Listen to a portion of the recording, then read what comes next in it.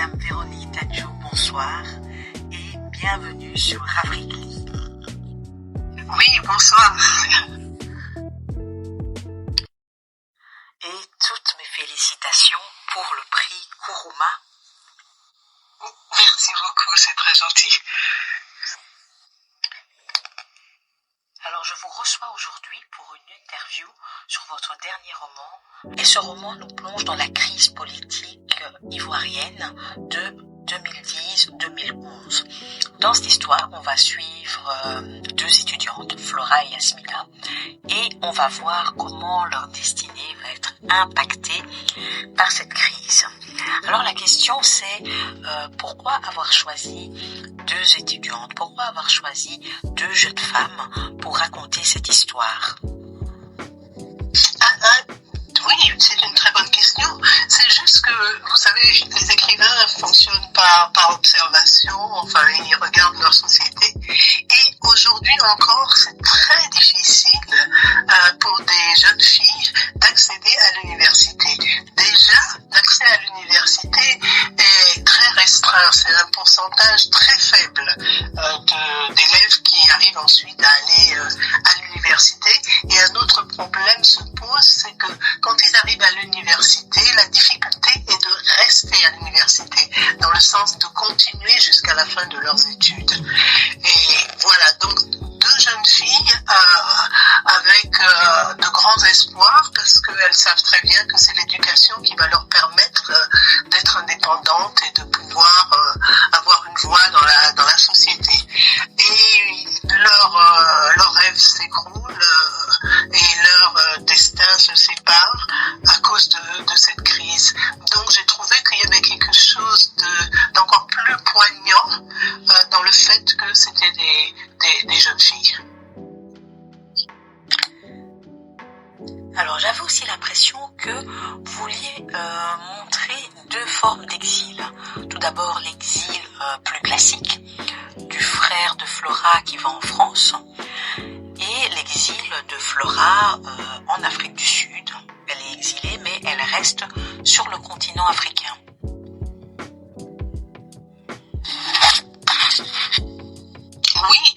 Oui, effectivement, mais je dirais même qu'il y en a un troisième, parce que Yasmina autant que Flora et Yasmina sont en exil dans leur propre pays. C'est-à-dire à partir du moment où elles ne comprennent plus leur société, où elles ne savent plus où se diriger, comment faire, comment s'y retrouver, elles sont en exil en quelque sorte, si vous voulez. L'exil a déjà commencé. Hein? Et on ne peut, quand Yasmina s'en va, retourne dans le nord de la Côte d'Ivoire, c'est une forme d'exil aussi, parce que elle voulait rester à Abidjan, c'est sa ville, c'est son droit, mais c'était devenu impossible. Sinon, oui, j'ai voulu dépasser ce discours qu'on a tout le temps sur l'exil sud-nord. Comme s'il n'y a que ça qui existe. Soit le frère de Flora est parti en France d'ailleurs sans vraiment donner de nouvelles et sans avertir personne. Et donc il y a cet inconnu là, on ne sait pas ce qu'il va devenir.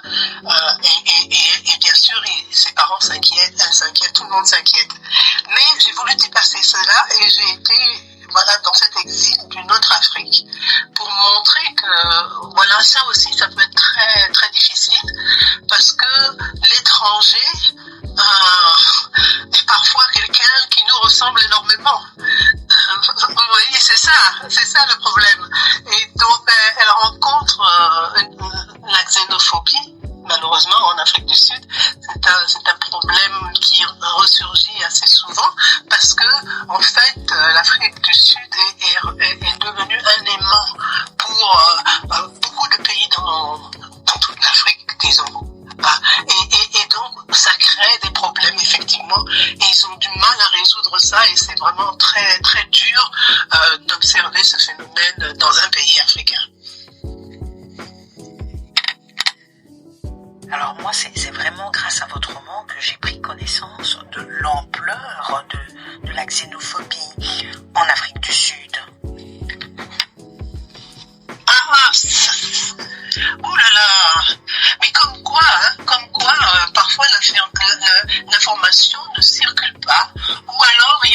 forme de censure. Il y a une certaine information qu'on ne veut pas passer parce que ça ne correspond pas à l'image que l'on se fait de telle ou telle chose. Et donc, on décide de ne pas véritablement,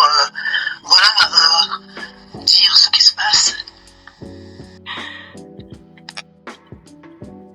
Alors, dans votre roman, on a aussi l'impression que vous avez voulu plonger le lecteur dans des réalités, avec notamment la dégradation des infrastructures de l'université.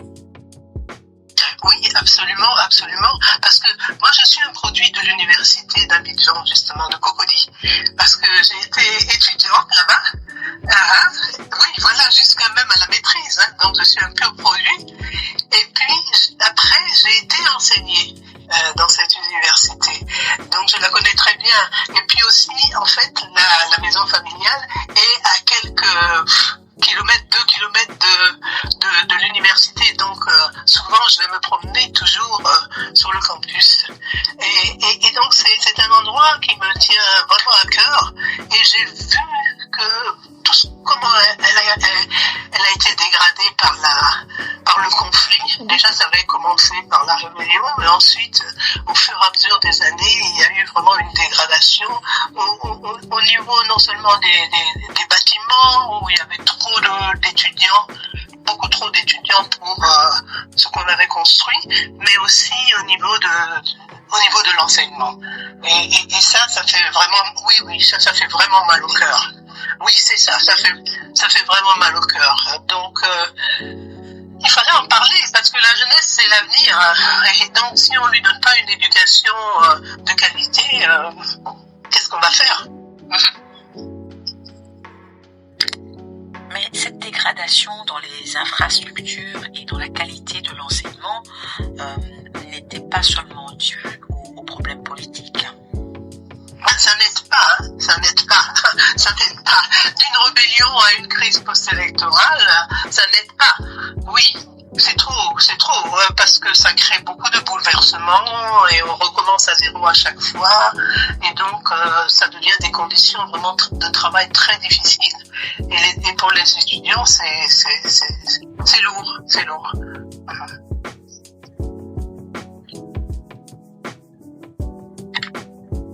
En combien de temps avez-vous écrit votre livre? En fait, ça m'a pris beaucoup de temps.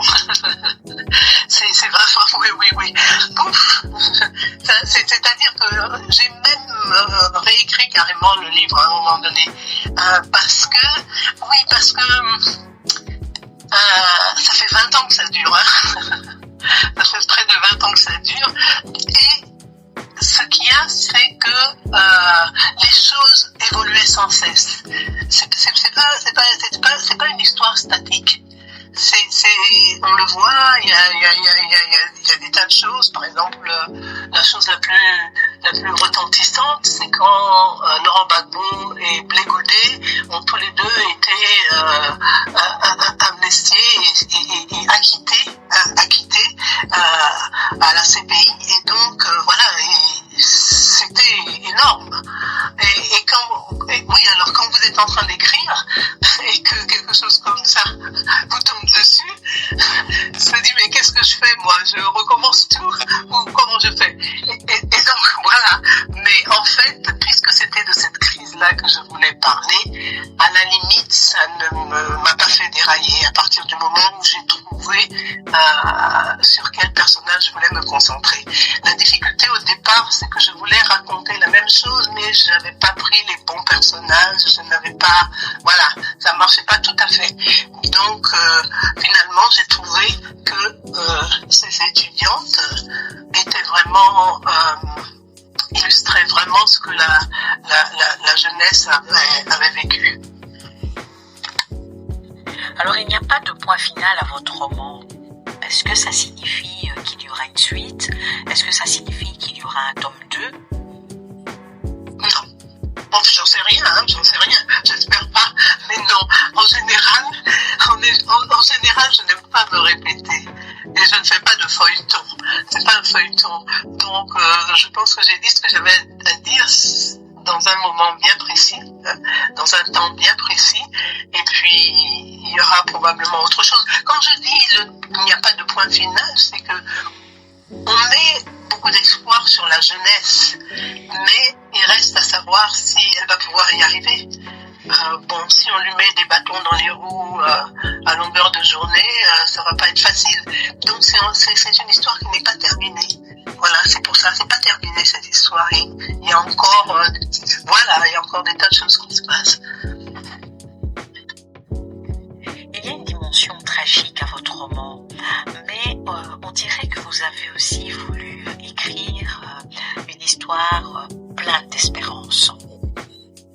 Oui, absolument, absolument, parce que quand on est jeune et que on a beaucoup d'espoir, c'est difficile, hein, c'est très difficile. Il y a imaginez quelqu'un qui est né en 2010,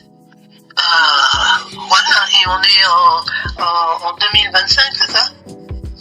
Ouais, et ben ça fait quoi? Ça fait un jeune qui n'a connu que des problèmes,